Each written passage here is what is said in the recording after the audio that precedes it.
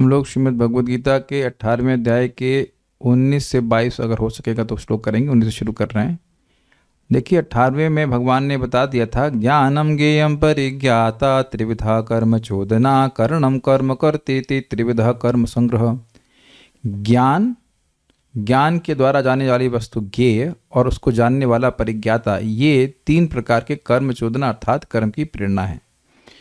और कर्मों का संघटक क्या है? करणम कर्म करतेति त्रिविधा कर्म संग्रह। करणम मतलब इंद्रियां यानी उपकरण, कर्म मतलब वो कर्म स्वयं, और कर्ता, ये तीन लोग कर्म के संघटक हैं। इनके बिना कर्म होने वाला नहीं है, कारक हैं कर्म के। तो ये भगवान ने बोला क्यों? क्योंकि यह भी तीन प्रकार के होते हैं। इसलिए इस बात को आगे बढ़ाते हुए भगवान अब यहाँ बता रहे हैं कि तीन ज्ञान, कर्म और कर्ता के भी गुणों के अनुसार तीन भेद होते हैं। तो अब इस टॉपिक को शुरू करते हुए ये बोल करके भगवान ज्ञान के तीन प्रकार के भेद बताएंगे। समझ में आ रही है बात? क्लास में आ जाइए। क्लास में जाने का मतलब क्या होता है? मन को क्लास में लाइए। भगवान ने बताया था कि कर्म की प्रेरणा कहाँ से मिलती है? ज्ञान, ज्ञाता और ज्ञेय, ज्ञान, ज्ञाता और ज्ञेय से। और कर्म का संघटक क्या है? कर्ता, कर्म और करण। तो यहाँ उसी बात को आगे बढ़ा रहे हैं कि ज्ञान और कर्म और कर्ता ये भी गुणों के अनुसार तीन प्रकार के होते हैं। अब मेरे पीछे बोलिए। ज्ञानम कर्म च कर्ता च त्रिधैव गुण भेदतः। ज्ञानम कर्म च कर्ता च त्रिधैव गुण भेदतः। प्रोच्यते गुण सांख्याने यथावत् शृणुतान्यपि। प्रोच्यते गुण संख्याने यथावत् शृणुतान्यपि। ज्ञानम कर्म च कर्ता च त्रिधैव गुण भेदतः। ज्ञानम कर्म च कर्ता च त्रिधैव गुण भेदतः। प्रोच्यते गुण सांख्याने यथावत् शृणुतान्यपि। प्रोच्यते गुण संख्याने यथावत् शृणुतान्यपि। Is the sound okay now? ज्ञानम कर्म च कर्ता च त्रिधैव गुण भेदतः। ज्ञानम कर्म च कर्ता च त्रिधैव गुण भेदतः। प्रोच्यते गुण सांख्याने यथावत् शृणुतान्यपि। प्रोच्यते गुण संख्याने यथावत् शृणुतान्यपि। बोली। ज्ञानम कर्म च कर्ता च त्रिधैव गुण भेदतः। ज्ञानम कर्म च कर्ता च त्रिधैव गुण भेदतः। प्रोच्यते गुण संख्याने यथावत् शृणुतान्यपि। प्रोच्यते गुण संख्याने यथावत् शृणुतान्यपि।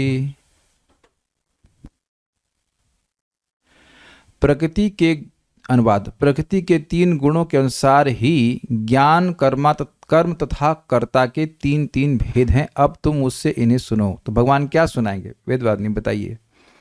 अनुवाद के हिसाब से भगवान अब किस टॉपिक को लेंगे? क्या वर्णन करने वाले हैं? ज्ञान, कर्म और कर्ता के तीन भेद। मतलब ज्ञान कैसा? राजसिक ज्ञान, सात्विक ज्ञान, राजसिक ज्ञान, तामसिक ज्ञान।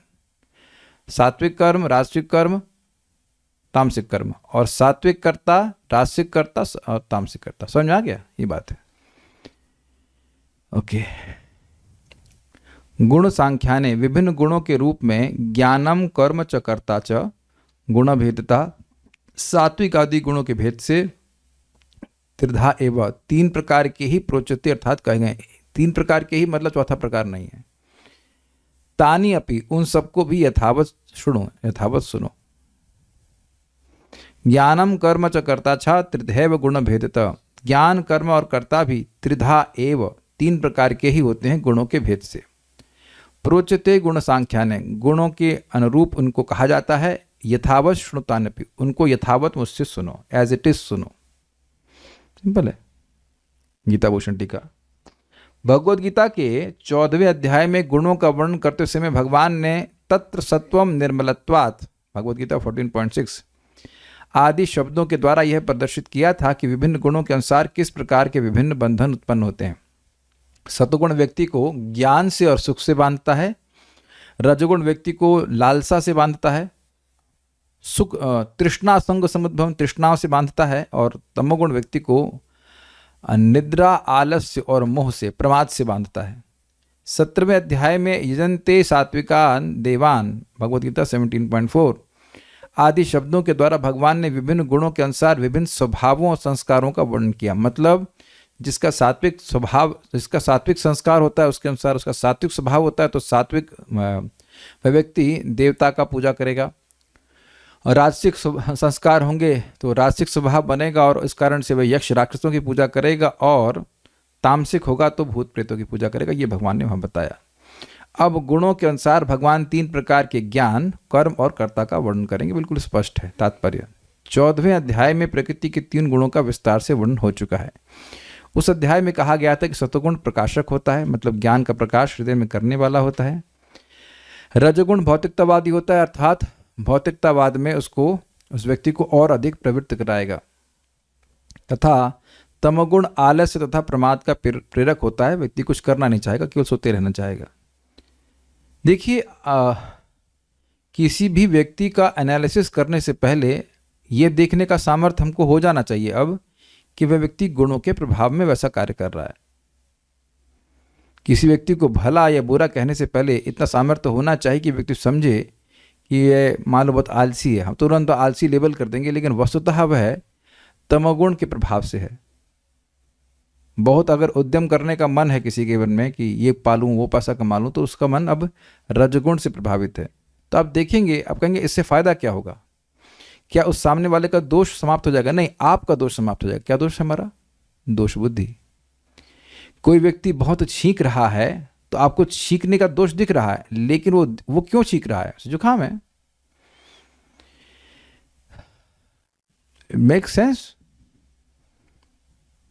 एक व्यक्ति, ये सच्ची घटना है, वो बहुत जप में सो रहे थे तो दूसरा वक्त बोला, अरे बूढ़ा हो गए भजन करते करते और अभी तक आपको नींद नहीं गई है। अब इस तरह का वचन का उपयोग नहीं किया जाना चाहिए। वो तमोगुण में है, क्या कर सकते हो? चित्त तमोगुण से प्रभावित है तो माला लेके बैठेगा, तुरंत नींद आ जाएगी। उसको बोल सकते हैं आप खड़े होकर जप कीजिए, that's a different way of saying things. लेकिन हम जनरली लोगों को दोषी मानने लगते हैं, ये हमारा दोष है।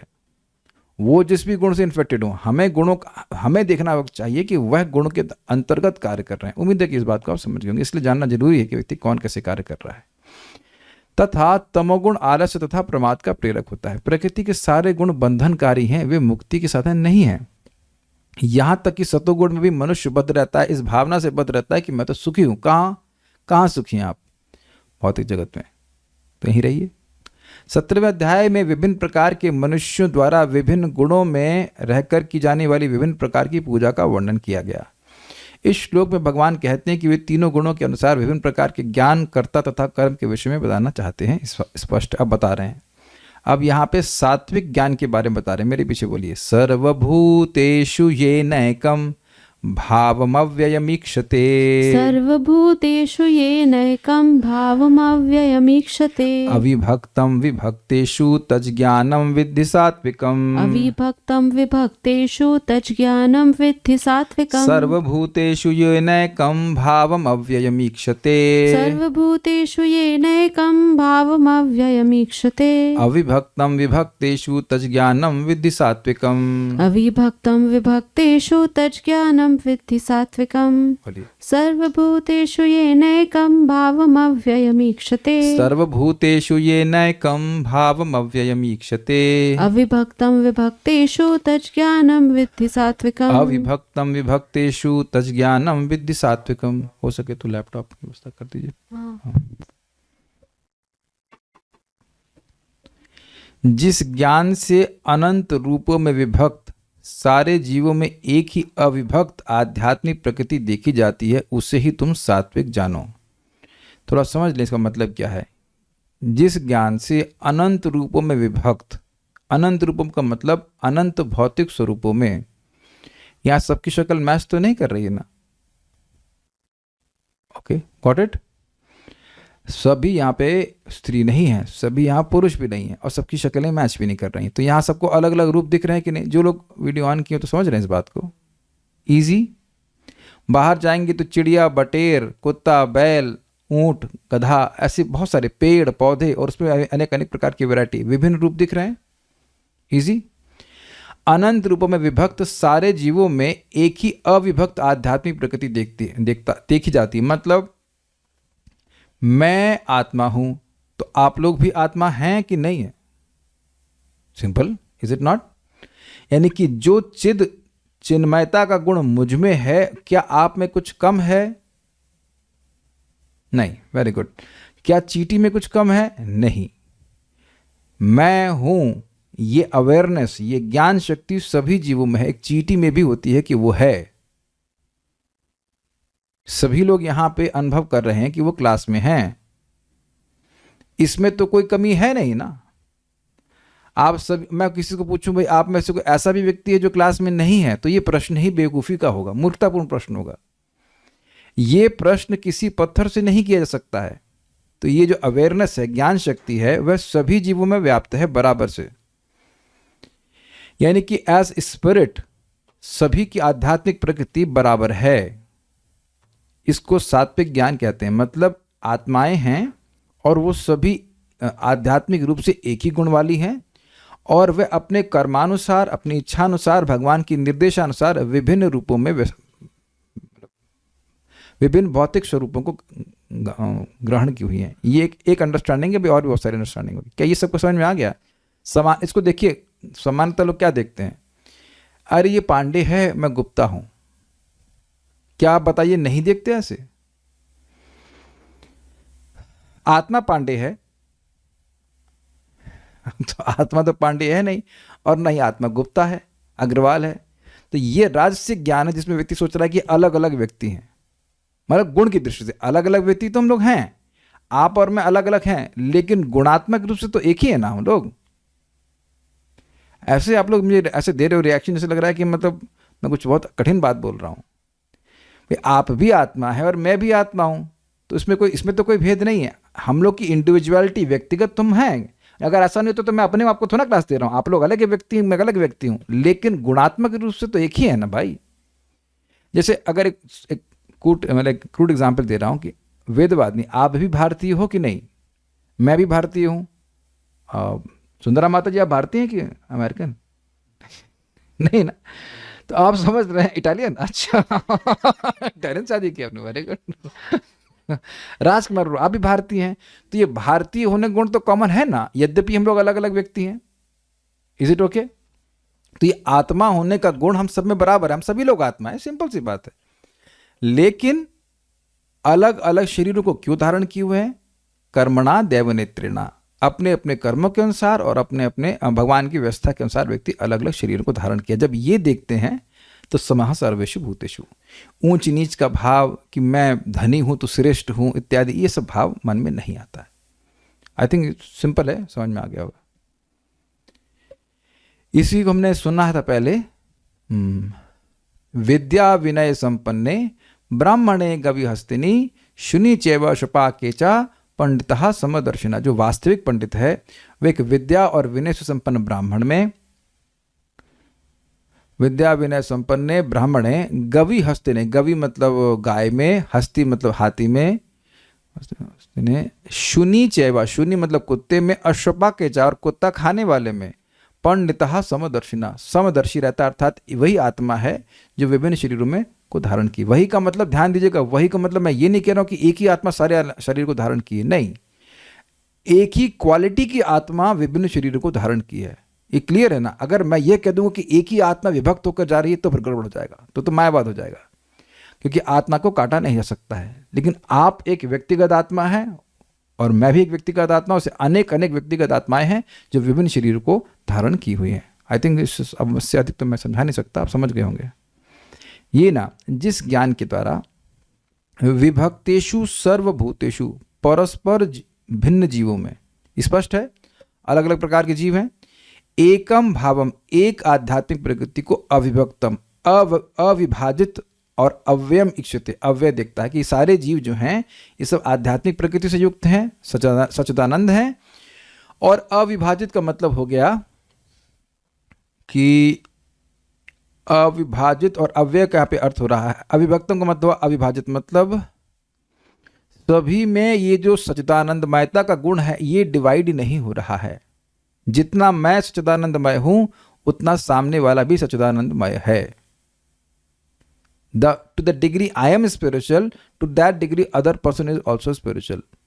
जितना मैं आध्यात्मिक प्रकृति से युक्त हूं उतना ही आप भी आध्यात्मिक प्रकृति से युक्त हैं। अव्ययम का मतलब है अपरिवर्तनशील। ये मैंने कई बार समझाया है कि हम लोग जब से जन्म लिए हैं तब से ये भाव है कि मैं हूं। कभी आपको लगा कि आप नहीं हैं या कम हैं या ज्यादा हैं? ये भाषा कुछ समझ में आ रहा है? थोड़ा अजीब सी भाषा है। क्या आपको लगा कि आप कम हैं, ज्यादा हैं? क्या भावना होती है? मैं हूं। तो ये मैं हूं, ये अवेयरनेस, ये निरंतर एक जैसी है। एक गुण बता रहा हूं, ये शाश्वतता का गुण है, ये ज्ञानमयता का गुण है।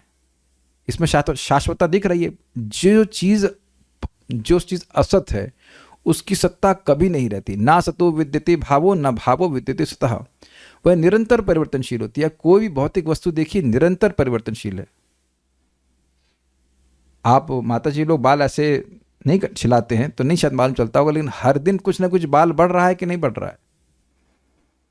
मैं आज ही देखा तो अरे परसों ही तो मैं शेव करा है, फिर दाढ़ी बढ़ गई। तो आप देख रहे हैं नाखून तो समझ ही रहे, नाखून तो बढ़ ही जाता है, रोज ही काटते रहते हैं। रोज का मतलब ऑलमोस्ट 4 दिन में काटते रहते हैं। काटना चाहिए एटलीस्ट, बढ़ने नहीं देना चाहिए।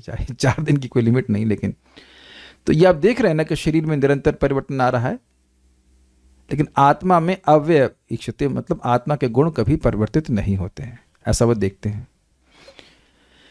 तद ज्ञानम सात्विकम विद्धि, उस ज्ञान को सात्विक जानो।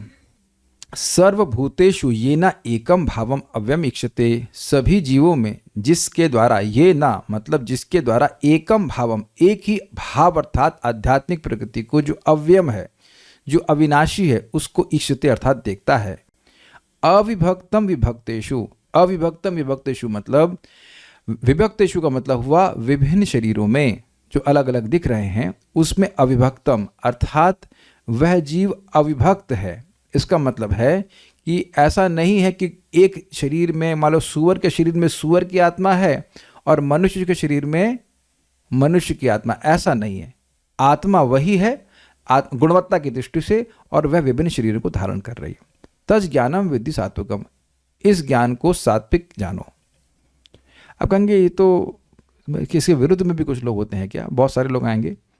अभी एक बात ध्यान रखिए, प्रभुपाद जी एक पादरी को, वीडियो इंटरव्यू है, उसके बातचीत कर रहे हैं, तो कहता है कि we believe the animals have no soul. ऐसा करके अंग्रेजी बोला था कि हम ये विश्वास करते हैं कि जो जानवर हैं उनमें आत्मा नहीं है। तो क्या ये सात्विक ज्ञान है? कौन बोल रहा है? पादरी है।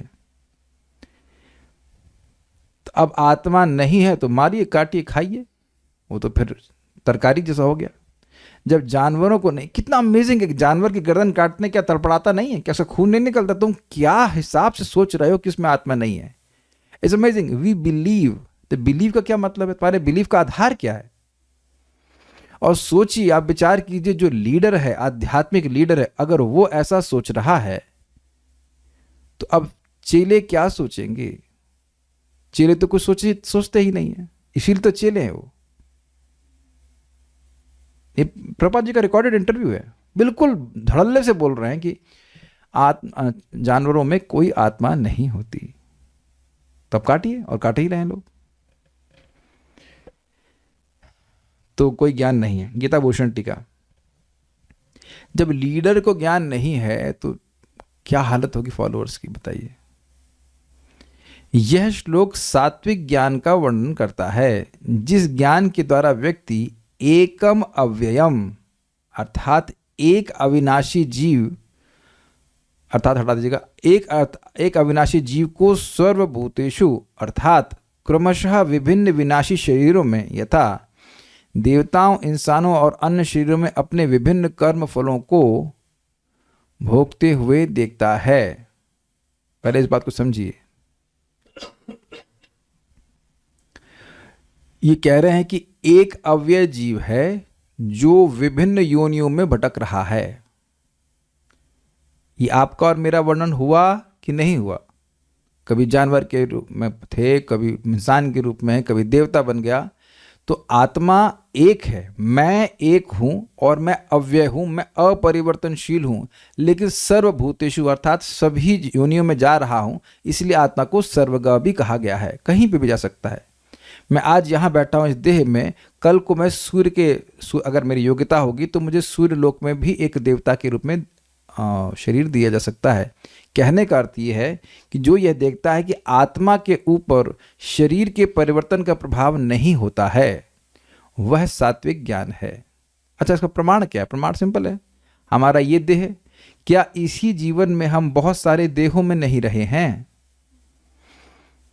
बहुत से लोग यहाँ पे उपस्थित हैं जिनके बचपन की फोटो अगर आपको दिखा दी जाएगी तो आप विश्वास ही नहीं करोगे, नहीं पहचान में आएंगे कि नहीं। तो वो देह कहाँ गया? तो वो देह और ये देह ये बिल्कुल अलग है। 7 साल में देह पूरी तरह से परिवर्तित हो जाता है, हर सेल।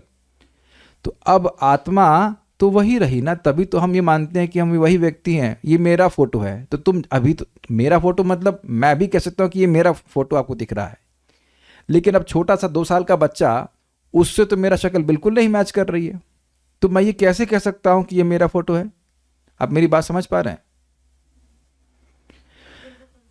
बिल्कुल शरीर, बिल्कुल शक्ल अलग लगती, सब कुछ अलग लगता है, पहचान में ही नहीं आता व्यक्ति। तो क्यों? क्योंकि एक अवयव जीव है जो अपरिवर्तनशील है और वह उसमें उसी का निरंतर्य है।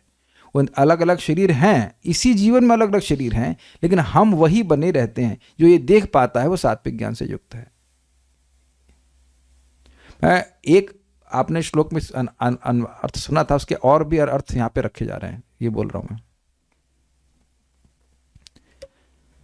अर्थात जिस ज्ञान से वे अविभक्तम अर्थात एक जीव को जिसको काटा नहीं जा सकता है, उसको विभक्तेषु अर्थात विभिन्न प्रकार के क्षणभंगुर शरीरों में देखता है, तो यह समझो कि आत्मा का यह ज्ञान जो कि उपनिषदों के ज्ञान से अभिन्न है, सतोगुणी ज्ञान है। ये समझ पाए? अविभक्तम विभक्तेषु, आत्मा को क्या काटा जा सकता है?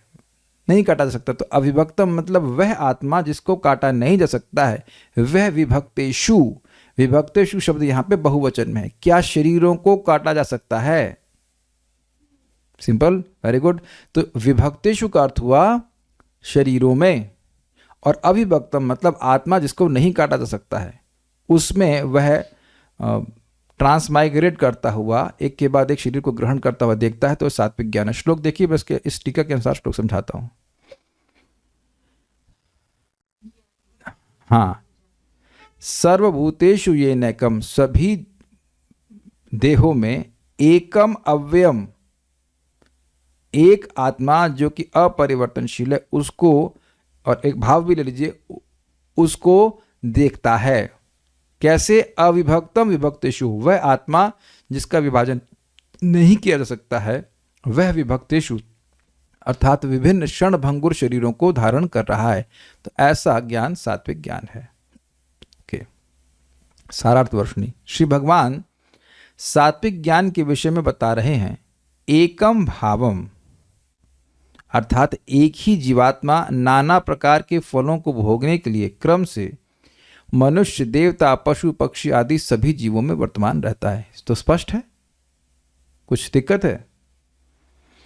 वेदवादिनी माइक लीजिए, कब से आप मनुष्य हैं? अंदाज से बताइए, एग्जैक्ट। चलिए, हमें एज नहीं पूछना चाहिए, लेकिन इस जीवन में आप कुछ सालों से हैं मनुष्य, तो पिछले जन्म में मनुष्य थी? जरूरी नहीं है। जरूरी नहीं है, सिंपल।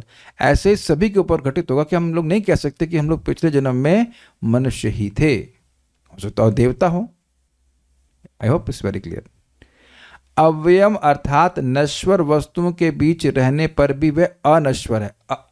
अव्ययम का अर्थ है अनश्वर, यानी कि इस नश्वर देह में रहते हुए भी आत्मा अनश्वर है, ये बात है। वे जीवात्माएं परस्पर विभक्तेषु अर्थात भिन्न है। यहां विभक्त का अर्थ अलग ले रहे हैं, बहुत सुंदर है। तथापि वे एकम अर्थात एक रूप हैं। एक रूपम शब्द यहां पे नहीं आया है, एकम शब्द आया है। कुछ समझे बात? अब इन्होंने विभक्त, यहां पे देखिए, गीता भूषण टीका में विभक्तेषु का अर्थ लिया गया था जिसका विभाजन किया जा सके, अर्थात शरीर। लेकिन यहां विभक्तेषु का अर्थ लिया जा रहा है कि आत्माएं भिन्न हैं। मैं आपसे अलग हूं कि नहीं हूं? क्या मैं अपने आप को ही क्लास दे रहा हूं? तो फिर मुझे समझाने की जरूरत क्या है? वेष्टि, वेरी गुड। विभक्तेषु मतलब अलग अलग आत्माएं हैं। आप कहते भी ना, इसको इन इन चीज़ों में विभक्त किया गया, विभाजन किया गया। तो विभाजन का अर्थ क्या है? आप अलग एक आत्मा हैं और मैं अलग एक आत्मा हूं। बहुत अच्छा श्लोक है, अगर समझ पा रहे हो तो। ये अर्थ समझ पा रहे हैं सब लोग?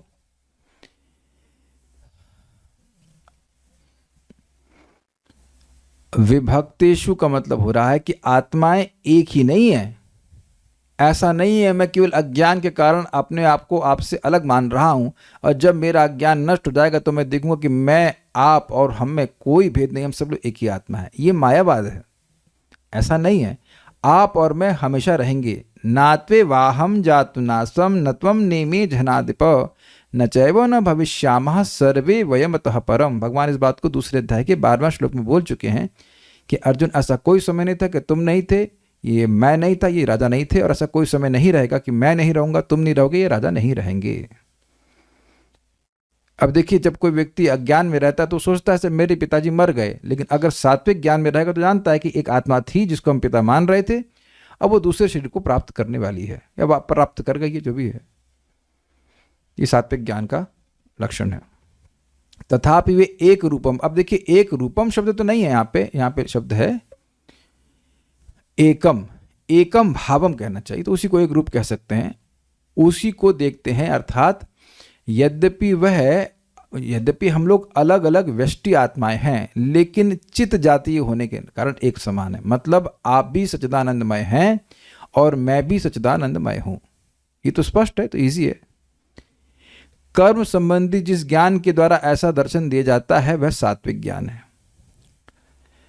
जब व्यक्ति निष्काम कर्म करता है तो ऐसा सात्विक ज्ञान उसके हृदय में उदित होने लगता है, ये कहते हैं। तात्पर्य, जो व्यक्ति हर जीव में, चाहे वह देवता हो, पशु पक्षी हो या जल जंतु अथवा पौधा हो, एक ही आत्मा देखता है, उसे सात्विक ज्ञान प्राप्त रहता है। समस्त जीवों में एक ही आत्मा है, यद्यपि पूर्व कर्म के अनुसार उनके शरीर भिन्न भिन्न है। भाई, ये एक आत्मा वाला पॉइंट समझ में आ गया ना? एक ही गुणवत्ता वाली आत्मा है, ऐसा नहीं है कि एक ही आत्मा सब जगह व्याप्त है। तो कई बार मैंने रिपीट किया है, बात समझ में आ गई होगी। जैसा कि 7वें अध्याय में वर्णन हुआ है, प्रत्येक शरीर में जीवनी शक्ति की अभिव्यक्ति परमेश्वर की परा प्रकृति के कारण होती है।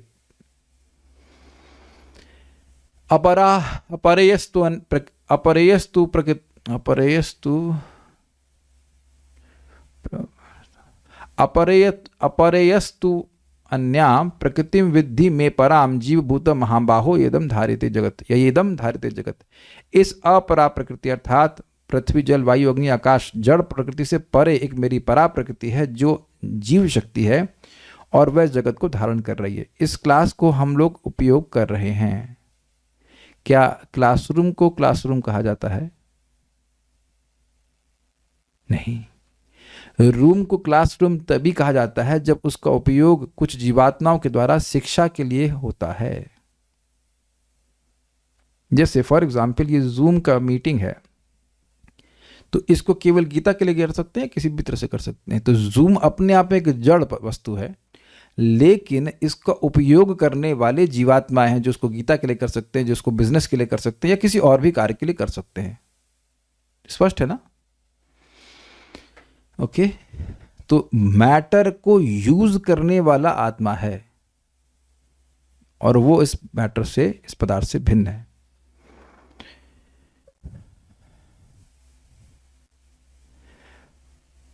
अब उस एक परा प्रकृति, उस जीवनी शक्ति को प्रत्येक शरीर में देखना सात्विक दर्शन है।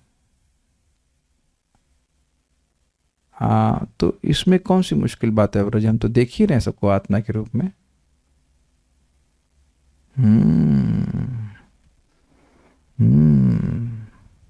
I don't think so. To the degree we can see ourselves, to that degree we can see others. जितने मात्रा में हम अपने आप को देखेंगे, उतनी मात्रा में दूसरे को देख पाएंगे। और ये हमारी बातों से लक्षित होगा कि हम बात किस चीज की कर रहे हैं, किस लिए कर रहे हैं। आई थिंक ये सब बोलना ही सफिशिएंट हो जाएगा, समझ में आ ही गया होगा मैंने क्या कहा। अगर ये देखने की क्षमता है कि आत्मा है और शरीर में है, तो व्यक्ति सम्मान करेगा। ये देखिए, अब इसका मतलब ये नहीं कि कहे कोई आत्मा को कहे दारू लेके आओ, तब दारू ला के देंगे, बट घृणा नहीं करेंगे, दृष्टि की बात बोली जा रही है, व्यवहार बराबर नहीं हो सकता है। व्यवहार में तो बोला ही गया है कि जो स्निग्ध भक्त हैं, जो भक्त हैं, उनकी संगत करनी चाहिए, लेकिन अभक्तों के शरीर में भी वही अविनाशी आत्मा है, ये बात समझनी चाहिए। We don't associate with them, आपको पता है, लेकिन हम उनसे द्वेष भी नहीं करें, तब कुछ ज्ञान हृदय में उदित हो रहा है। और इसको बहुत सिंपल तरीका है। जैसे मैं कहूं कि राधा रमन प्रभु, मैंने आपके लिए बरसीम काटी है, ये क्या एग्जाम्पल हुआ? बरसीम समझते हैं आप लोग? बरसीम, बरसीम किसके लिए होती है राधा रमन प्रभु, कोई आइडिया है? बरसीम तो गाय के लिए होती है। मैं खाली मजाक में बोल रहा हूँ, आप बुरा नहीं मानना। तो मैं कहूँ कि आज बरसीम फेस्टिवल है, आज बरसीम खिलाई जाएगी, तो आप कहेंगे बरसीम, ये तो मेरी आवश्यकता नहीं है, तो गाय के लिए है। तो जब व्यक्ति यह समझे कि सामने वाला आत्मा है और उसकी नीड क्या है, उसकी नीड है भगवान की भक्ति, तब उसको वह वैसे वही चीज परसोएगा। कुछ समझे आप? अगर मैं ये देख रहा हूं कि सामने वाला आत्मा है, अगर वाकई ऐसी कुछ ज्ञान है, तो व्यक्ति उनको आत्मा के भोज्य वस्तुएं प्रदान करेगा, अर्थात भगवान से कनेक्शन, भगवान की कथा, भगवान का प्रसाद, भगवत संबंधी वस्तुएं उन्हें दी जाएंगी।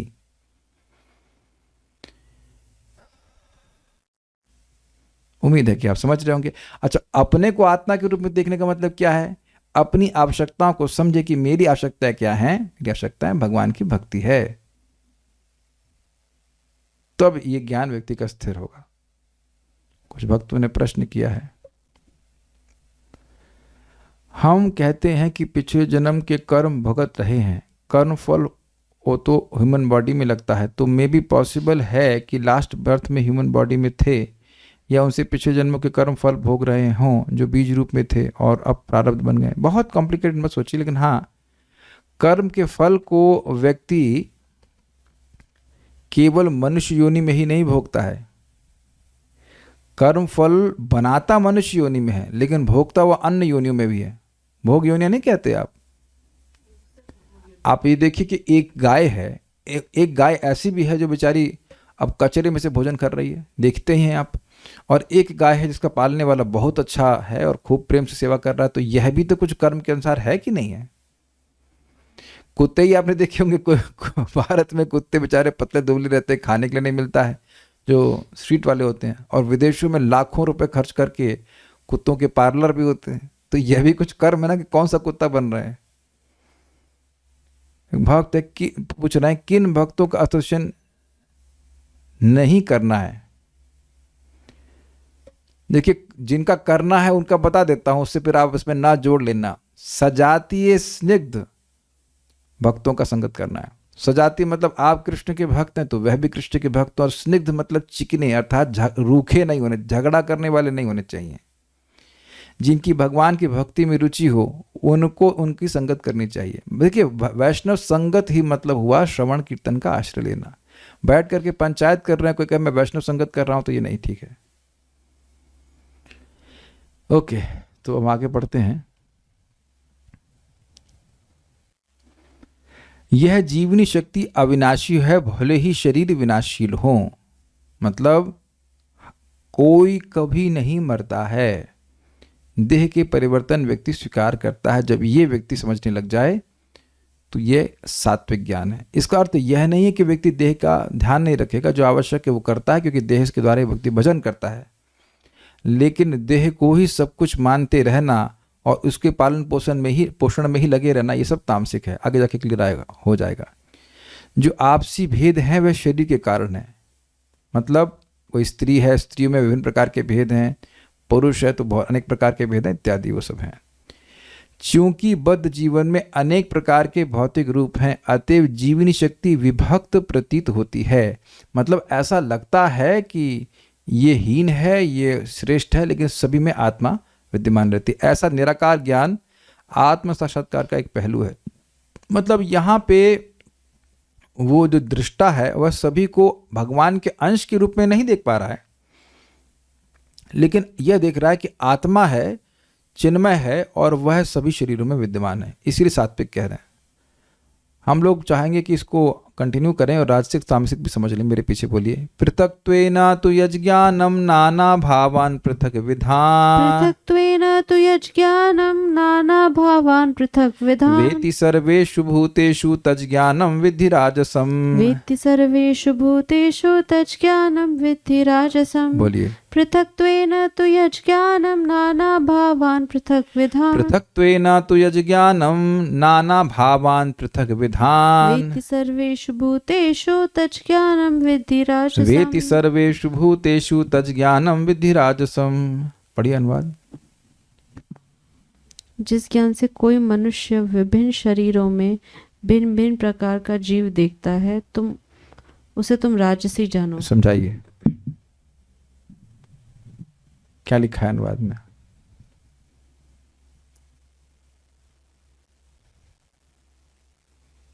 क्या आपको समझ में आया इसमें? जिस ज्ञान से कोई मनुष्य अलग अलग शरीरों में सेपरेट आत्मा को, व्यष्टि आत्मा को देख रहा है, उसे तुम राजसी जानो। तो उसका मतलब क्या है? अभी आपने देखा था कि बोला गया था कि विभिन्न आत्माएं हैं, तो विभिन्न आत्माएं तो देख रहा है, वो कोई प्रॉब्लम नहीं है। लेकिन देख क्या रहा है सात्विक वाला व्यक्ति कि सभी आत्माओं की गुणवत्ता बराबर है। ठीक है। अब यहां क्या सोच रहा है कि निम्न जीव है, मैं श्रेष्ठ जीव हूं, ये भावना है। अच्छा ये बताइए कि ऐसी दृष्टि क्या है? नहीं है। इसको तो समझना बिल्कुल आसान है। अरे वो ये इन्फोसिस में काम करता है, लाखों रुपए कमाता है, तो अब धन अधिक कमा रहा है, ये कुछ पढ़ लिख गया तो व्यक्ति उस व्यक्ति को श्रेष्ठ मानने लगता है। अरे ये तो कुछ नहीं किया, ऐसे ही रहेगा, ये कुछ नहीं करते हैं, अब पैसा नहीं कमाते हैं। आजकल तो सबसे बड़ा सद्गुण जो है पैसा कमाना है। पैसा नहीं कमा रहा है तो किसी काम का ही नहीं।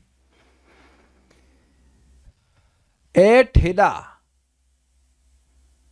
तो प्रभुपाद कहते हैं कि व्यक्ति इतना अज्ञान में है कि रिक्शे वाले को रिक्शा वाला भी नहीं कहना चाहता है, कहता है ए रिक्शा या ए ठेला, ठेले वाले को।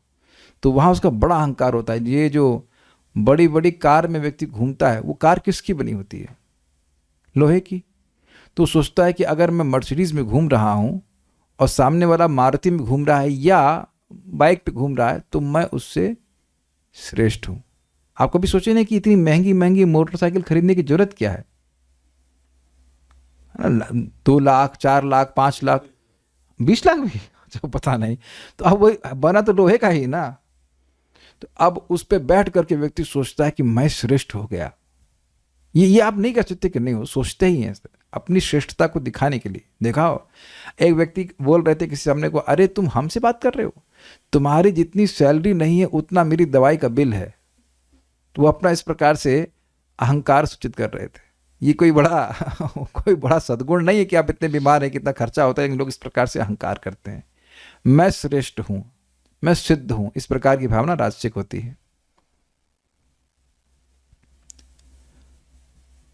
यद ज्ञानम, यानी जो ज्ञान, पृथक्त्वेन तु, किंतु पृथक रूप में, सर्वभूतेषु, सभी जीवों में, पृथक विधान, पृथक पृथक जाति है, नाना भावान, अनेक प्रकार की अवस्थाओं का वेति, बोध कराता है। मतलब ये देवता है, ये देवता है भाई, ये तो निम्न जाति का है, इस प्रकार से भावना हो रही है।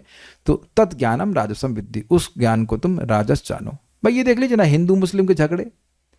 मैं जब वहां से लौट रहा था अभी दवा लेकर के, डॉक्टर साहब को दिखाकर, तो मेट्रो पे एक मुसलमान व्यक्ति मुझे देखिए, वो टोपी लगाए हुए थे, दाढ़ी बड़ी थी, तो बड़े प्रेम से मुझसे बात करने लगे। मतलब बहुत प्रेम से बात हो रही थी। फिर बाद में जब वो स्टेशन पर छोड़ रहे थे तो वह बोल रहे थे कि बातचीत चली रही थी। हमने कहा, कह रहे उससे पहले बात होने लगी, कह रही जितना भी झगड़ा है ये सब राजनीतिज्ञों ने लगा है। हमने कहा हाँ, मैंने भी अल्लाह के 99 नाम हैं कुरान में, और उनके अर्थों को आप समझेंगे, जो उसमें गुण बताए हैं अल्लाह के, वो उससे भगवान के हैं। अल्लाह बहुत, मतलब वो जो भी उर्दू हो, basically Allah is all compassionate. भगवान है ना करुणा सिंधु, आप बहुत सुंदर हैं, ये सारे गुण हैं। तो आप कहाँ अलग व्यक्ति का नाम ले रहे हो? मैंने पूछा कि आप सूर्य को क्या कहते हैं, तो उन्होंने बोला इंशी कहते हैं।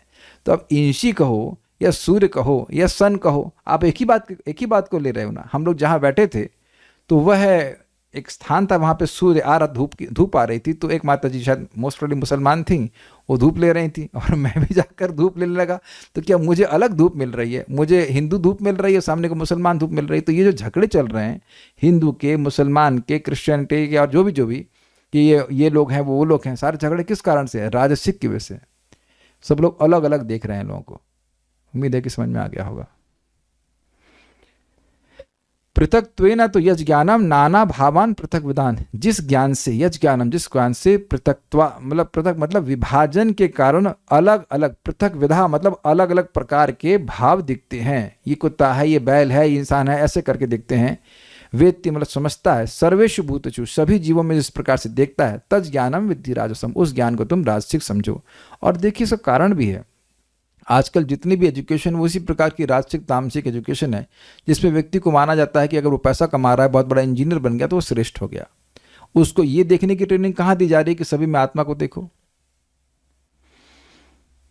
ये है ना, आप जिनके बच्चे भी पढ़ रहे हैं उनसे पूछो कभी ये, जब इस समय हम लोग माता पिता को समझाने का प्रयास कर रहे हैं, उनको नहीं समझ में आ रहा है, तो क्या लगता है बच्चों को समझ में आएगा?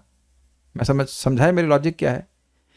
जो बाकी राजसिक तामसिक ज्ञान है वो तामसिक है, वो ज्ञान है ही नहीं, वो गलत है। तो अब कोई व्यक्ति देख लीजिए कि हम लोगों को आज हम सुन रहे हैं तो हमको कुछ कुछ बात समझ में आ रही है, कुछ कुछ नहीं समझ में आ रही है। तो जब माता पिता को नहीं समझ में आ रही तो बच्चों को कैसे समझ में आएगी? मतलब जो आपके वहाँ के टीचर हैं वो भी तो किसी के माता पिता ही हैं, वो भी तो राजसिक तामसिक ज्ञान से युक्त हैं, तो वही चीज़ परसेंगे, जो आपके किचन में बना है वही खिलाएंगे ना। तो एक इल्यूजन भक्तों के मन से बाहर निकल जाना चाहिए कि मेरे बच्चे पढ़ रहे हैं, बच्चे आपके कभी नहीं पढ़ रहे हैं। भाव हो मतलब ये एक हल्ला हो जा रहा है कि पढ़ाई हो गई, लेकिन पढ़ाई हो नहीं रही है क्योंकि व्यक्ति राजसिक तामसिक चीज़ों में फंसा पड़ा है। It's very shocking actually. जो प्रभुपाद बड़ा सुंदर कहते हैं, दिस इज वोकेशनल ट्रेनिंग, मतलब जिससे नौकरी आदि मिल जाए वह प्राप्त हो रहा है, लेकिन ज्ञान नहीं प्राप्त हो रहा है, एजुकेशन नहीं प्राप्त हो रही है। एजुकेशन आपने देख ली क्या है? सात्विक ज्ञान, एटलीस्ट सात्विक ज्ञान।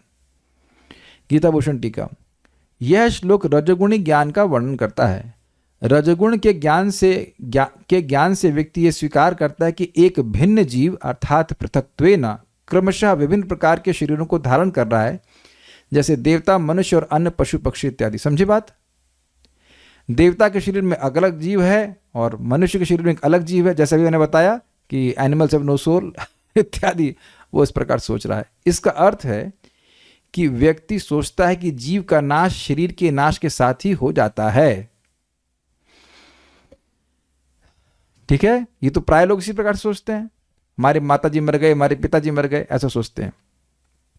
साथ ही रजोगुण के कारण जो ज्ञान है उसमें व्यक्ति विभिन्न प्रकार के मतों को स्वीकार करता है, जैसे लोकायत, जैन, बौद्ध, मायावाद सिद्धांत और न्याय इत्यादि। मतलब रजोगुण में व्यक्ति अनेक प्रकार के मतों को, किसी का ये मत है, किसी का वो मत, उसके अनुसार को स्वीकार करता है। क्या मत है जरा बता रहे हैं। कुछ सिद्धांत इस प्रकार से हैं, शरीर ही आत्मा है, लोकायत मतलब आत्मा की सत्ता शरीर से बाहर नहीं है। क्या ये सत्य बात है?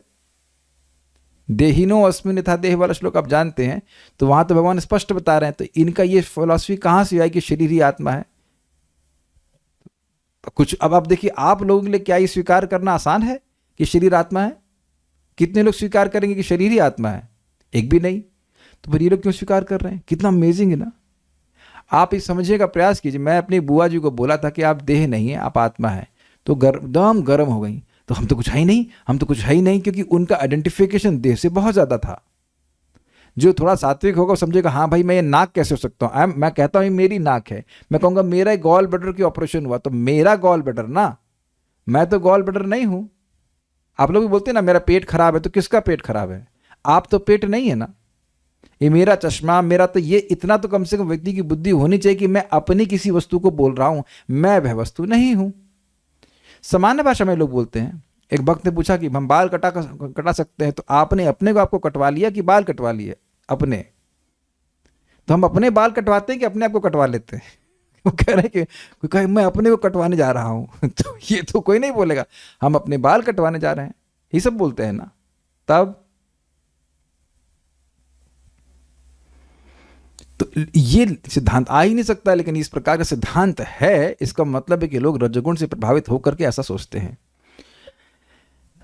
भाई ये कई बार प्रभुपाद एग्जाम्पल देते हैं कि जिसको आप पिता कह रहे थे वो आपके सामने ही मृत्यु को प्राप्त हो गए, तो जिसको आप पिता कह रहे थे वो तो सामने अभी भी लेटे हुए हैं और आप कहते कि चला गया। तब रजोगुण के कारण व्यक्ति समझ नहीं पाता है कि आत्मा जो है वो देह से भिन्न है, तो कह रहे हैं नहीं शरीर ही आत्मा है, सब मानते हैं। आत्मा शरीर से भिन्न है, फिर भी शरीर के आकार का है। क्या ये बात सही है? नहीं, ये भी सही नहीं। शास्त्र कहते हैं बालग्र शतभागस्य शतधा कल्पितस्य च, बाल के अग्रभाग के 10,000वें हिस्से का भाग जो है उतना आत्मा का परिमाण है। तो कह रहे आत्मा शरीर से तो भिन्न है लेकिन शरीर के आकार का है। तो अब अगर शरीर के आकार का हो गया तो भिन्न भिन्न शरीरों में भिन्न भिन्न आत्मा हुई कि नहीं हुई? अभी देखो एक एग्जाम्पल दे रहा हूं, हम सब लोग के फोन अलग अलग हैं, लेकिन आप देखो लोग जो सिम होता है वो एक ही जैसा होता है कि नहीं? कभी कभी एकदम छोटा फोन होता है लेकिन सिम वही है, नैनो सिम है, जो भी कुछ होता है।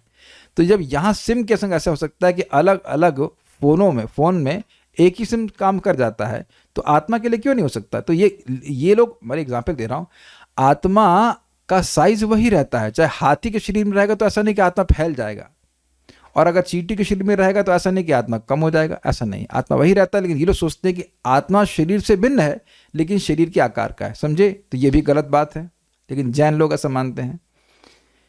आत्मा केवल क्षणिक ज्ञान मात्र है, बौद्ध।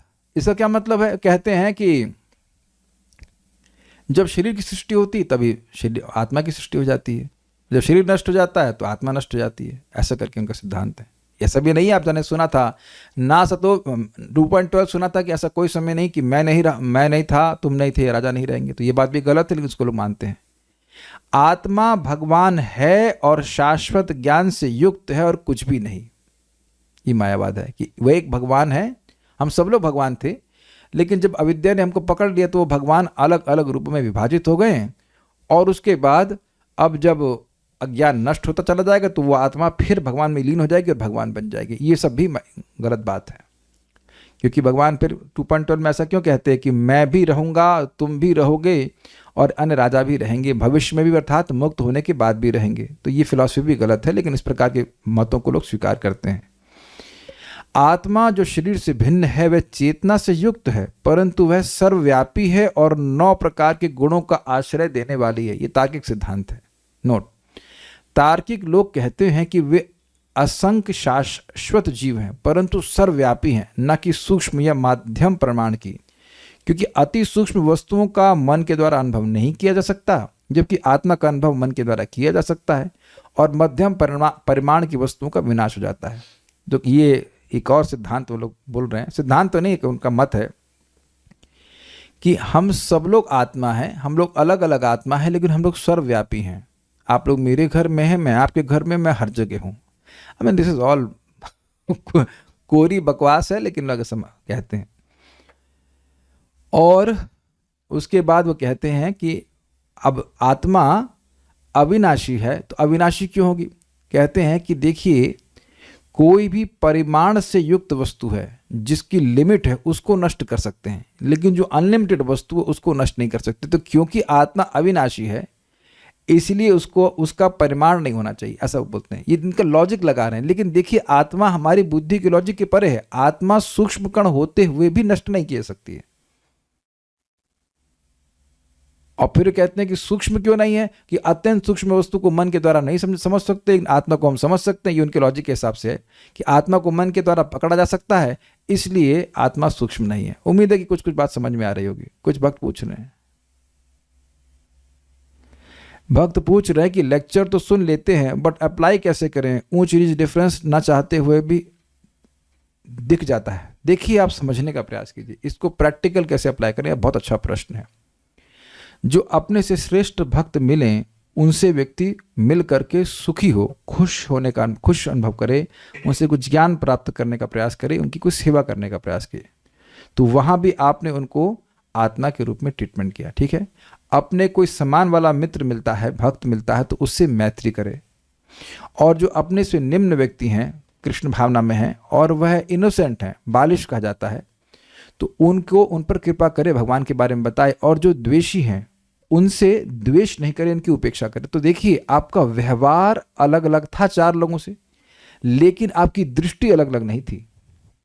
सभी चारों के चारों भगवान के अंश हैं, लेकिन सबकी चेतना का स्तर अलग अलग है, इसलिए व्यवहार तो चेंज करना ही पड़ेगा। ध्यान दीजिएगा कि अगर कोई शेर है तो शेर के हृदय में भी आत्मा है, लेकिन आप शेर का आलिंगन करने नहीं जाएंगे, तो व्यवहार में कभी एकता हो ही नहीं सकती है, असंभव है।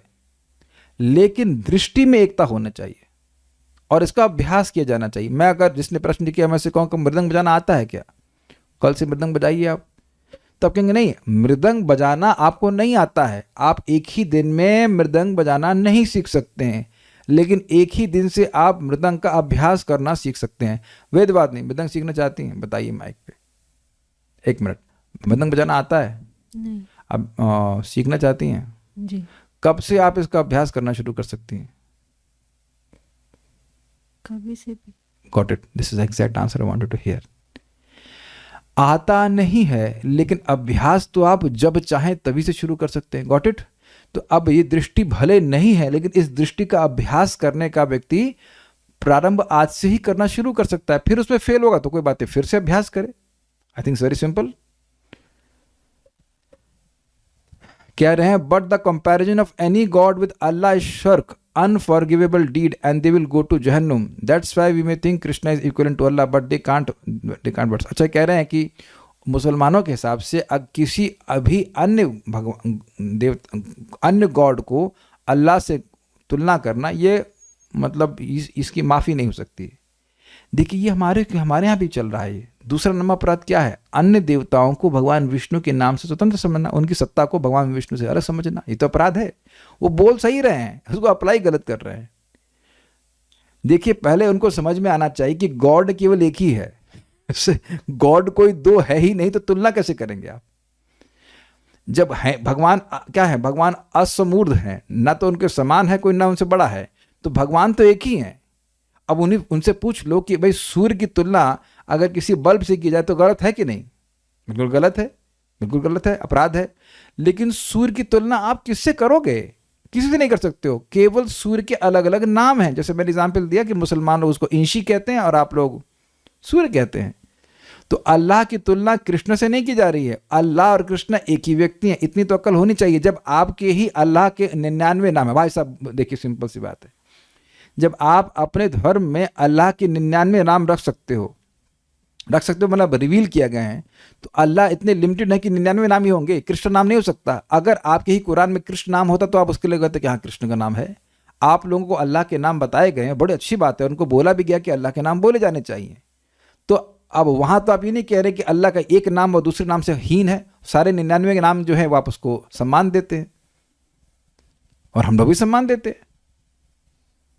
भाई जैसे मान लीजिए फॉर एग्जाम्पल किसी को संस्कृत ना आए, तो मैं कहूँ कि करुणा सिंधु, संस्कृत वर्ड है तो खैर हिंदी जैसा हो गया, लेकिन विभूमना शब्द में कहूँ, चलिए तो विभूमना में कहूँ या अल्लाह अकबर कहूँ, तो उसके लिए तो एक ही बात हुई ना, उस दोनों बातें समझ में नहीं आएंगी। मेरी एग्जाम्पल आप समझ रहे हैं, संस्कृत भी नहीं आती है और उर्दू भी नहीं आती है, तो भगवान का गुण वर्णन करते हुए कि अल्लाह अकबर, अल्लाह अकबर का मतलब अल्लाह इज ग्रेट ये कहा जाए, और विभुमना मतलब महान, तो दोनों एक अर्थ हुए कि नहीं हुए?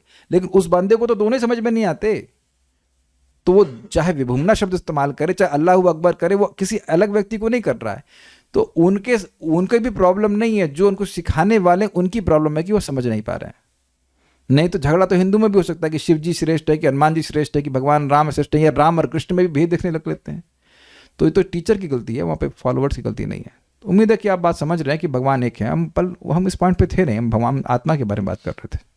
तात्पर्य यह धारणा कि भौतिक शरीर ही जीव है और शरीर के विनष्ट होने पर चेतना भी नष्ट हो जाती है, राजसिक ज्ञान है। उसका होता क्या है? देखिए बड़ी जबरदस्त है बात है। जब मैं अपने को देह मानूंगा तो देह खत्म होने वाला है कि नहीं? तो मजे करने चाहिए कि नहीं? यही प्रभात का प्रवचन आज मैं सुन रहा था और बता रहे थे कि जब ये व्यक्ति मानता है कि मैं केवल ये देह हूं, तो उसके जीवन में भोग के अलावा कुछ होता ही नहीं है। थोड़ा सा समय है भैया, जी लो जितना है, ऐसे करके। वह अगले जीवन के बारे में, अगले जीवन में प्राप्त होने वाली अवस्था के बारे में कोई तैयारी नहीं करता है। इस ज्ञान के अनुसार एक शरीर दूसरे शरीर से भिन्न है, क्योंकि उनमें चेतना का विकास भिन्न प्रकार से होता है, अन्यथा चेतना को प्रकट करने वाली पृथक आत्मा न रहे। मतलब शरीर के अनुसार चेतना का निर्माण हो रहा है। शरीर स्वयं आत्मा है और शरीर से परे कोई पृथक आत्मा नहीं है, ये एक भाव सोचते हैं। इस ज्ञान के अनुसार चेतना अस्थायी है, मतलब शरीर परिवर्तित हो रहा है और शरीर के अनुसार चेतना का परिवर्तन हो रहा है, ये कहते हैं। या यह कि पृथक आत्माएं नहीं होती हैं, एक सर्वव्यापी आत्मा है जो ज्ञान से पूर्ण है और यह शरीर क्षणिक अज्ञानता का प्रकाश है। ये मायावाद हो गया। एक सर्वव्यापी आत्मा है, वो सब जगह भिन्न भिन्न रूप में बनी हुई है, जब उसका ज्ञान नष्ट होगा तो देखिए कि वही भगवान के रूप में है। या यह कि इस शरीर के परे कोई विशेष जीवात्मा या परमात्मा नहीं है, ये सब धारणाएं रज्जुगुण से उत्पन्न है। क्लियर है? अब हम लोग तामसिक के बारे में सुनेंगे। यत्तु कृतस्नवदेकस्मिन् कार्ये सक्तम हेतुकम्, यत्तु कृतस्नवदेकस्मिन् कार्ये सक्तम हेतुकम्, अतत्त्वार्थवदल्पं च तत्तामसम् उदाहृतम्। अतत्त्वार्थवदल्पं च तत्तामसम् उदाहृतम्। बोलिए। यत्तु कृतस्नवदेकस्मिन् कार्ये सक्तम हेतुकम्, यत्तु कृतस्नवदेकस्मिन् कार्ये सक्तम हेतुकम्, अतत्त्वार्थवदल्पं च तत्तामसम् उदाहृतम्। अतत्त्वार्थवदल्पं च तत्तामसम् उदाहृतम्। और वह ज्ञान जिससे मनुष्य किसी एक प्रकार के कार्य को जो अति तुच्छ है सब कुछ मानकर सत्य को जाने बिना उसमें लिप्त रहता है, तामसी कहा जाता है। ये बड़ा मजेदार है। यत्तु, और जो ज्ञान एकस्मिन कार्य, स्नान भोजन आदि किसी एक कार्य में, समझे इसका मतलब क्या है? जो शरीर संबंधित कार्य हैं, आहार, निद्रा, भय और मैथुन, बस इसी में कृतस्नवत पूर्ण रूप से सक्त मतलब आसक्त रहता है। इसका क्या मतलब है? और अहेतुकम मतलब युक्ति रहित, अर्थात ये शास्त्र जनित नहीं होता है। भाई आदमी पैदा होता है तो खाने का ज्ञान उसको हो जाता है कि नहीं हो जाता है? माँ का स्तन कहाँ है, कहाँ से दूध पीना है, बच्चे को सिखाता तो है ना शास्त्र, वो अपने आप जान लेता है। सोना कैसा वो जान लेता है अपने आप। तो सोना खाना, ये सब जो कार्य हैं, टीका में लिखा है मैथुन, आहार, निद्रा, भय, मैथुन, ये तो जानवर में भी होता है। तो जानवर क्या शास्त्र सुन करके करते हैं कार्य? नहीं। अहेतु मतलब उसका कोई शास्त्र जनित हेतु नहीं है। आपने सुना था तस्मात् शास्त्रम प्रमाणन्ते कार्य कार्य व्यवस्थितौ ज्ञात्वा शास्त्र विधानोक्तम कर्म कर्तुम इहार्हसि। व्यक्ति को शास्त्र का विधान के द्वारा समझना चाहिए कि क्या करना है क्या नहीं करना है कि नहीं? तो अब ये जो है तामसिक ज्ञान, इसमें बस एक ही प्रकार के कार्य को पकड़े हैं। क्या अब प्रश्न होगा खाना नहीं चाहिए क्या व्यक्ति स्नान नहीं करे? देखिए बात ये नहीं है शास्त्र कैसे स्नान करने के लिए कह रहा है। शास्त्र ये नहीं कह रहा कि 9 बजे उठो स्नान करो, बोल रहा शास्त्र नहीं कह रहा है। शास्त्र कह रहा है सुबह उठिए, 4 बजे उठिए। शास्त्र ये नहीं कह रहा है कि जो मन में आए जहां आए वहां खा लो, नहीं, भोजन करो लेकिन भगवान को अर्पण करके करो। आप मेरी बात समझ रहे होंगे। लेकिन आप स्वयं देख रहे हैं कि हम लोग स्वयं इस प्रकार के जीवन को जिए हैं जहां खाने का कोई नियम नहीं है, जहां कोई स्नान का नियम नहीं है, बाकी चीज़ों का भी कोई नियम नहीं देखा जाता है। उम्मीद है कि इस बात बाकी ज्ञान ना समझ में आ रहा हो, ये ज्ञान तो समझ में आ रहा है। इस ज्ञान से तो हम लोग खूब युक्त थे कि नहीं? क्या यही करते हुए आपको दिख रहा है कि नहीं? लोग खाने के बारे में बात करेंगे और अन्य शरीर से संबंधित जो कार्य उसके बारे में ही बात करेंगे, ये कहा जा रहा है। देखिए एक भक्त भी शरीर के बारे में बात करता है, मुझे ये खाना है, मुझे नहीं खाना है, लेकिन वो प्रसाद ग्रहण करता है। वो जानता है कि प्रसाद ग्रहण करना मेरे आत्म साक्षात्कार का मार्ग है, एकमात्र तरीका है। ऐसे I hope it is very clear. अब दिन भर बैठ के हम लोग यही सोचते नहीं रहते कि ये बनाना है, ये खाना, ऐसा तो नहीं सोचते रहते ना। उसके बियॉन्ड भी तो कुछ बात होती चाहिए ना। तो शरीर से बाहर एकस्मिन कार्य मतलब शरीर के कार्यों के बाहर उसकी चेतना नहीं जाती है। कृतस्न का मतलब संपूर्ण, और कृतस्नवत सक्तम मतलब बिल्कुल आसक्त हो जाना। मैं आपको लग रहा हूँ कि क्लास शायद लंबी है, शायद आपको लगे। देखिए ना, हम एक व्यक्ति से मिले थे, अंबाला से हम लोग लौट रहे थे, तो 2 बुढ़े वहाँ पे बैठ गए और साड़ी गल सुनो, साड़ी गल सुनो, जोर जोर से बोल रहे हैं कि गल क्या है? गल मतलब बात क्या है? पनीर, उसके बाद जूता, उसके बाद ये, उसके बाद वो, बोला ये बात है, कोई भगवान के बारे में कोई बात नहीं। और फिर बात वो हमसे करने भी लगे तो तुरंत अपना ही बात बोलने लगे। देखिए हम तो सबको प्रणाम करते हैं, आप तो केवल कृष्ण को प्रणाम करते हैं। अब अभी तक तुम पनीर की बातें कर रहे थे और अब तुम ब्रह्म ज्ञान की बातें करना शुरू कर दिए। तो देखेंगे कि कुछ भी ज्ञान नहीं होता, ऐसे ही वह जीवन बिता देते हैं। और मोस्टली लोग कलयुग में तो देखा जाए तामसिक ज्ञान से ही युक्त रहते हैं। तो खाने पीने का ही जो ज्ञान है केवल उसी तक जो लिमिटेड हो गया वो हो गया तामसिक। ओके, देखिए एक और बात गंभीर है कि प्रायः क्योंकि ये लोग ऐसे ही हैं इसलिए आपको बचना होगा उन लोगों से। एक कल माता जी बता रही थी, हमारे ग्रुप की माता जी भी हैं यहाँ पे, शादी हो गई, कह रहे हैं हमारी सास बड़ा परेशान करती हैं। अरे हम अकेले काम करने तो ना, कम से हम कथा सुन लेंगे। वहीं बैठ जाएगी वो बात भी करती है लेकिन बड़ा बड़ा बड़ा बड़ा कथा भी नहीं सुनने देगी। तो आप समझ रहे हैं कि she has that mother in law with all due respect has nothing to speak. फालतू की बात करेंगे, मुंह खोलेंगे और फड़ फड़ फड़ फड़ फड़ फड़। आपने कभी नोटिस किया है कि आप किसी रिश्तेदार के पास चले जाइए, जिस टॉपिक से आपका कोई मतलब नहीं है वो उसको बोलना शुरू किया, अरे आपको पता है सोनू की चाची की ताई के बेटे के संग क्या हुआ? आप लोगों संग कभी ऐसा हुआ है? मेरे संग कम होता है, लेकिन आप कहीं चले जाइए तो वो लोग पता नहीं कहाँ की बात करना शुरू कर देंगे जिसका आपसे कोई भी मतलब ना, तो आप कुछ कर सकते हैं कुछ भी नहीं, just they have to speak. Is it not? तो ये सब तामसिक होता है, शास्त्र के अनुसार नहीं होता। और जैसे ले आओ गीता क्लास में तो तुरंत या तो सो जाएंगे, भाग जाएंगे वहां से। ये है अहेतुकम, समझे, युक्ति रहित, इसमें कोई लॉजिक नहीं है और शास्त्र की कोई युक्ति नहीं है। शास्त्र कह रहा है तुमको बात करने के लिए ना, दी जस्ट हैव टू स्पीक। उसे पूछो आपने क्यों बोला, तो वो उसका उत्तर नहीं दे पाएंगे क्यों बोला। तो ये तामसिक है। अतत्वार्थवत, तत्वार्थ रहित मतलब इसमें आत्मा के अनुभव करने की कोई बात नहीं होती, दम नहीं है कुछ। क्या इससे कुछ आत्म साक्षात्कार मिलेगा? नहीं। अल्पम च, और पशु आदि की भांति हे है। जैसे आप देखिए कि चिड़िया होती है वो आपस में मिलती हैं, वही पूछती हैं कीड़ा कहाँ है खाने के लिए। बस यही बातें लोग करते हैं, आज ये रेस्टोरेंट में अच्छा है, आज वो रेस्टोरेंट में अच्छा है, यहाँ पिक्चर लगी, ये ऐसे ही बातें करके वे अपना जीवन व्यर्थ करते हैं। क्या हम लोग यहाँ अल्प बात कर रहे हैं भगवत गीता? नहीं। भगवत गीता, भागवतम, इस सब की चर्चा ये मनुष्य मात्र के लिए, पशु नहीं कर सकता, लेकिन पशु भी आपस में ऐसे करके बंदर कुछ करते हैं, उस बात का क्या मतलब है? आप विचार कीजिए, सुअर आपस में बात कर रहे हैं या बंदर बात कर रहे हैं या चिड़िया बात कर रही हैं, कुत्ते भौंक रहे हैं, उसका क्या महत्व है? कोई महत्व है? आप अल्पम का अर्थ समझ रहे हैं, this is very heavy words. जैसे पशुओं के भौंकने का या बोलने का कोई महत्व होता है? कोई महत्व नहीं होता। उसी प्रकार इस प्रकार से जो लोग बातें करते रहते हैं शरीर के संबंध में, उसका कोई महत्व नहीं होता है। मैं यहाँ पे करेक्शन दे रहा हूँ, यहाँ पे समझ ध्यान दीजिएगा कि भक्त भी अपने देह का ध्यान रखते हैं और उन लोगों से ज़्यादा रखते हैं जो अपने को देह मानते हैं, क्योंकि इस देह का उपयोग भगवान की सेवा के लिए करते हैं। ठीक है ना? तो ये सारी बातें अल्प नहीं कही जाएंगी, लेकिन अब पूरा दिन तो उस पर भी बात नहीं कर सकते हैं, इसलिए बात होती है, चर्चा होती है कि व्यक्ति अपना स्वास्थ्य को ध्यान रख सके, उसको आप अल्प नहीं कह सकते हैं। लेकिन पॉइंट इज़ वेरी सिंपल, केवल अगर खाने पीने की बात चल रही है तो ये बहुत तुच्छ कही जाएगी। तत्तामसम, वह तामसम, तामसिक, उदाहरतम, स्पेलिंग मिस्टेक, उदाहरतम होना चाहिए, कहलाता है। गीता भूषण टीका। यह नहीं, श्लोक बताना भूल गया। यत्तु कृतस्न वदे कस्मिन, लेकिन जो कृतस्नवत, कृतस्न मतलब संपूर्णता, मानव संपूर्णता में एकस्मिन, एक ही प्रकार के कार्य में सक्तम अर्थात आसक्त रहता है, खाने पीने आदि में ही, अहेतुकम शास्त्र रहित रहता है, युक्ति रहित रहता है, अतत्वार्थवत उसमें कोई सत्य नहीं होता, अल्पम और पशुओं के गायों के समान बहुत ही तुच्छ होता है, तत्तामसम उदाहरतम, ऐसा ज्ञान अत्यंत तामसिक कहा जाता है। उदाहरतम मतलब पंडितों के द्वारा कहा जाता है, जो तामसिक हैं वह ये नहीं कहते हैं कि वह तामसिक हैं। गीता भूषण टीका।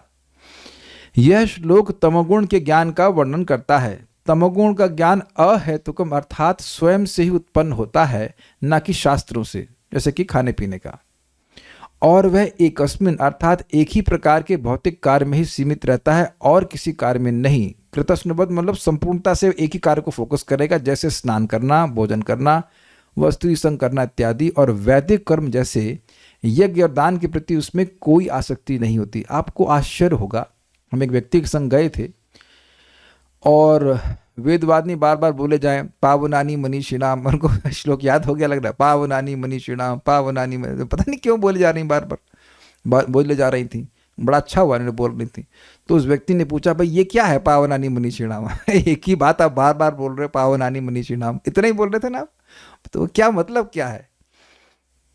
तो फिर मैंने समझाया कि यज्ञ दान तपः कर्म न त्याज्यम कार्य में तत्, यज्ञ दान तपः कर्म पावनानी मनीषिणाम। भगवान कृष्ण कहते हैं कि यज्ञ दान और तपस्या को कभी नहीं त्यागना चाहिए, और यज्ञ दान तपस्या मनुष्यों को भी पवित्र करने वाली। तो प्रश्न पता है क्या है, यज्ञ क्या होता है? अब लीजिए, यज्ञ क्या होता है जब यही नहीं पता है तो कभी कोई यज्ञ करेगा? Can you see the darkness of the person who is asking this question? यज्ञ नॉर्मली इतना तो सबको पता है कि यज्ञ मतलब वो अग्नि में आहुति देना, इतना तो सबको पता है कि नहीं? जो भक्ति में भी नहीं है, भारतीय है, उसको पता है कि यज्ञ का मतलब क्या है, लेकिन वो इतने कवर्ड थे। देखिए बात, मैं निंदा नहीं कर रहा हूँ, उनके अज्ञान को मैं देख रहा हूँ, तो कितना घोर अज्ञान है। ये एजुकेशन सिस्टम की गलती है कि बच्चे को यह भी नहीं पता कि यज्ञ क्या है। फिर मैंने समझाया कि देखिए यज्ञ विष्णु है, भगवान विष्णु की प्रसन्नता के लिए जो कुछ कार्य किया जाता है वो फिर यज्ञ कहलाता है। फिर बड़ा अच्छा हुआ कि आगे जाकर के उनका शायद उस दिन बर्थडे था, तो वह अब जाके मंदिर में गार्लैंड दे के आए, तो न सिर्फ यज्ञ का अर्थ समझे, यज्ञ किए भी। कुछ समझ रहे हैं बात? तो सामान्य लैंग्वेज में, सामान्य भाषा में जब यज्ञ का मतलब ही नहीं पता है तो यज्ञ करने का मतलब ही नहीं होता। और ऐसे आप लोगों के आसपास बहुत सारे लोग होंगे जिनको यज्ञ का कोई मतलब नहीं, किसी भी तरह से यज्ञ दान तपस्या वो कुछ नहीं करते हैं। तो ये सब क्या है? ये शास्त्र के अनुसार नहीं जो कार्य किए जा रहे हैं, ये सब तामसिक कहा जाएगा। ठीक है, देखिए यही भक्तों का आशीर्वाद होता है कि हमें बातें सब समझाते हैं। मुझे खुद भी याद है जब मैं पहली बार मंदिर गया था, तो उन्होंने कहा क्लास के बाद प्रसाद दे लीजिए, तो हमने कहा से हाथ आगे कर दिए, मैं कहूँ लाइए तो कुछ बताशा देंगे, कुछ देंगे, और पूरा दाल चावल सब्जी रोटी मतलब पूरा पराठे वराठे खिलाया। मैंने कहा ये क्या होता है, क्या इसको प्रसाद कहते हैं? आप में से कितने लोग ने दाल चावल को प्रसाद के रूप में खाया था कृष्ण भावना में आने से पहले? लंगर में खाया था? नहीं, भगवान विष्णु के प्रसाद खाए थे आप में से कोई? कितने लोग जानते थे कि रोटी चावल को भी भगवान को अर्पण करना चाहिए? तो आप जानते हैं कि हम लोग को भी पता नहीं था, हम लोग कोई दूध के थैले तो है नहीं।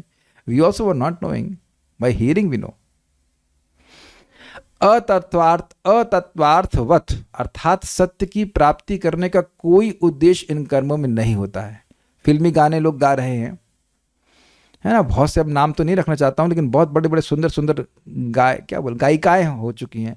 वो क्या गाई हैं? क्या भगवान के यश को गाई हैं? नहीं। उसमें कोई दम है? कुछ नहीं। मैं तो सोच रहा था इतना सुंदर कंठ है, हरे कृष्ण मंत्र गाई होती हैं, भगवान का भजन गाई होती, तो उसके पीछे गा गा कर कितने लोग का उद्धार हो गया होता, लेकिन नहीं गाए। तो उसमें कोई दम है? ये आजकल जो यूट्यूब पे अलग अलग वीडियो बनाते हैं, उसमें कोई दम होता है? कुछ नहीं। क्या कोई तत्व बताते हैं? नहीं। तो ऐसे करके अपना जीवन व्यक्ति व्यर्थ करता जाता है। और अल्पम अर्थात वह पशुओं के ज्ञान की तरह नगण्य होते हैं, जैसे भौतिक स्नान करना और खाना। भौतिक स्नान करना मतलब हम लोग भी स्नान करते हैं, किस लिए करते हैं? भगवान की सेवा करना है। हम लोग भी खाना खाते हैं नहीं, प्रसाद ग्रहण करते हैं। तो ये मनुष्य मात्र का है, धर्म के अनुसार इस कार्य को किया जा रहा है, अन्यथा लोग पशुओं की तरह जी रहे। संक्षिप्तः देह आदि से परे, एक मिनट रुकिए, इसको बात को हम पूरा और करेंगे। देखिए, अब अगर आपकी शादी किसी पशु से हो गई है, then you basically can't do much about it। और आप ब्लेम भी नहीं कर सकते, क्योंकि उस समय आप स्वयं भी तो पशु ही थे। तो पशु को पशु ही पसंद करेगा ना। कोई कहे कि तुम्हारी शादी गधे से कराएंगे, तो कौन करना चाहेगा? नहीं करना चाहेगा। तो ये तो भगवान की कृपा है कि हम लोग पशु की जगह अब पशु से इंसान बन गए हैं। तो जो भी चलता है वो चला लीजिए। जब तक व्यक्ति भगवत गीता को नहीं सुन रहा है, भक्ति नहीं कर रहा है, आप एक पशु से क्या ही एक्सपेक्ट करेंगे। और खतरनाक बात तो यह है कि लोग पशु को अपना काउंसलर भी बना लेते हैं। काउंसलर से मेरा मतलब है कि लोग भौतिकतावादी लोगों को अपनी काउंसलिंग में लगा लेते हैं, और फिर वो पशु क्या बोलेगा? जब उसका तामसिक ज्ञान है तो तामसिक ज्ञान ही आपको दिया करेगा। ये बातें हैं। We be very very careful on this point. Prabhupada हिला देने वाली बात कहते हैं। प्रभुपाद का प्रवचन में सुन रहा था अभी, और वो कह रहे थे, देखिए लोग बहुत मजबूत घर बनाना चाहते हैं ना। ओके, क्यों? ताकि वो घर बहुत समय तक टिका रहे। Very good. लेकिन आप कब तक उस घर में टिके रहेंगे? एग्जाम्पल प्रभुपाद ने दिया था इसका, नेपोलियन बोनापार्ट का। उसने बड़े बड़े महल बना रखे हैं, और क्या कहते हैं, आर्चिस कुछ बना रखे थे। वह तो अभी भी हैं, वो महल अभी भी हैं। नेपोलियन साहब कहाँ चले गए? तो ये सब देख रहे हैं ना कि ये सब कोई ज्ञान जो है सात्विक ज्ञान नहीं है। मैं कुछ समय के लिए जीवन में हूँ, इस देह में हूँ, भगवान रहने की व्यवस्था कर देने, रह के भक्ति को भजन करना चाहिए। नहीं तो लोग उलझे रहते हैं। तो ये सब तामसिक ज्ञान है। संक्षेपतः देह आदि से परे तत्पदार्थ ज्ञान सात्विक। तत्पदार्थ मतलब तुम कौन हो, भगवान मतलब आत्मा के रूप में जो ज्ञान होता है उसको सात्विक कहते हैं। नाना प्रकार के वाद प्रतिवादक न्याय आदि शास्त्रों का ज्ञान राजसिक है, जिसमें अनेक प्रकार के मतामतों में लोग फंसे रहते हैं, ये सही है वो सही है इत्यादि। और तथा स्नान भोजन आदि व्यवहारिक ज्ञान तामसिक है। मैं फिर रिपीट कर रहा हूं, भगवान के लिए भोजन बनाना ये तामसिक नहीं है। You are very very cautious, आप सतर्क हैं कि आप भगवान के लिए बना रहे हैं, वो भक्ति है। लेकिन जहाँ केवल खाने पीने की ही बात हो रही है, भगवान की बात हो ही नहीं रही है, तो वो तामसिक है। उम्मीद है कि आप समझ गए होंगे तात्पर्य। सामान्य मनुष्य का ज्ञान सदैव तामसी होता है, क्योंकि प्रत्येक बद्धजीव तमोगुण में ही उत्पन्न होता है। भाई जबरदस्त बात है। क्या मतलब है तमोगुण में उत्पन्न होने का? हर व्यक्ति पैदा होते ही नहीं जानता है कि वह कौन है, न ही वो जानता है कि उसको इंद्रियां दी किसने है और किस लिए, आंखें किस लिए दी हैं, कान किस लिए दिए, कुछ नहीं पता। ये तो शास्त्र में सुनते हैं कि उस व्यक्ति का जीवन सफल है, उसके सारे कर्म सफल है, उसकी इंद्रियां मन सफल है अगर वह भगवान की सेवा कर रहा है।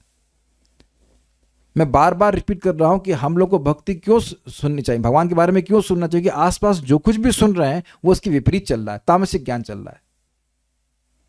जो व्यक्ति प्रमाणों से या शास्त्रीय आदेशों के माध्यम से ज्ञान अर्जित नहीं करता, उसका ज्ञान शरीर तक ही सीमित रहता है। I am this body, I must enjoy this body.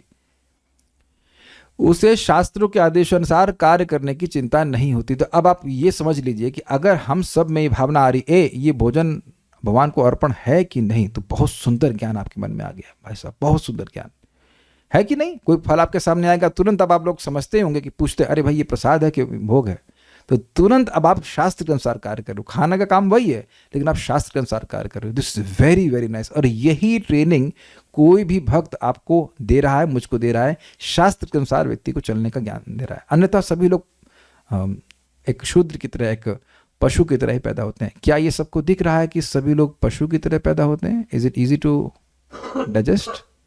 कोई भी बच्चा पशु की तरह ही तो पैदा होता है, उसे तो यहां तक कि अपने माता पिता का भी कुछ पता नहीं, वो पहचान नहीं पाता, उसे बताया जाता है। उसके लिए धन ही ईश्वर है और ज्ञान का अर्थ शारीरिक आवश्यकताओं की तुष्टि है। ऐसे ज्ञान का परम सत्य से कोई संबंध नहीं होता। यह बहुत कुछ साधारण पशुओं के ज्ञान तथा खाने सोने रक्षा करने तथा मैथुन करने का ज्ञान जैसा है। प्रभुपाद को बताते हैं कि क्या चिड़िया आदि को कोई मैथुन की ट्रेनिंग देता है? उन्हें कैसे मालूम चल जाता है? अहेतुकम, बिना किसी ट्रेनिंग के सब ज्ञान प्रकट हो जाता है, खाने का सोने का।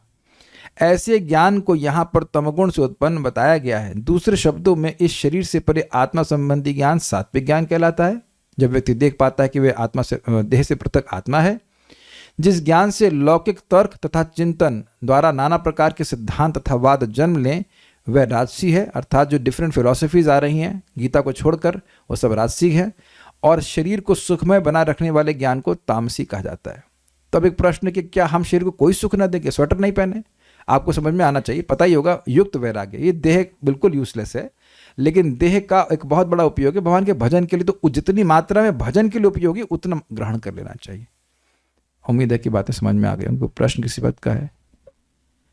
किसी के पास धन अधिक है, अधिक भौतिक प्रतिष्ठा है, बड़ा घर है या अधिक प्रतिष्ठित यूनिवर्सिटी से डिग्री प्राप्त है, उस आधार पर भेद देखना क्या रजोगुणी ज्ञान है या तमोगुणी ज्ञान है? रजोगुणी। जब आप देख रहे हैं कि कोई व्यक्ति श्रेष्ठ है इसीलिए क्योंकि उसके भौतिक योग्यताएं हैं, तो वे रजोगुणी हैं। तमोगुणी ज्ञान मतलब आहार निद्रा का खान, बस ये खा लिया पी लिया, इसी में व्यक्ति पड़ा हुआ है, उसके अलावा उसकी कुछ है ही नहीं, और उसके अलावा कोई उसका स्कोप नहीं है, उसकी nothing crosses his consciousness beyond these things. आज खाना है, सोना है, इसके अलावा उसके चित्त में और कुछ चलता नहीं है। देखिए ये तो समझना बिल्कुल ईजी है ना। ऐसे ही लोग आपको आसपास दिख रहे हैं कि नहीं दिख रहे हैं, जिनके जीवन में कोई आध्यात्मिक लक्ष्य नहीं है। एक बात हम फिर बताएंगे आपको, देखिए ऐसे ही लोग आपके आसपास घूम रहे हैं, and they are like sharks who will eat your time, valuable time.